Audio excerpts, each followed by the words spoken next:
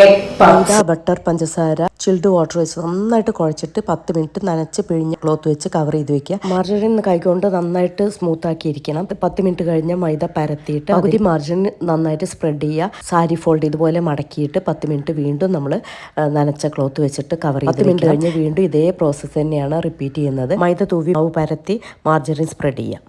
വീണ്ടും നമ്മൾ സാരി ഫോൾഡ് ചെയ്ത് പിന്നെയും ക്ലോത്ത് വെച്ച് കവർ ചെയ്ത് 10 മിനിറ്റ് മാറ്റി വയ്ക്കണം. വീണ്ടും എടുത്ത് പരത്തുക.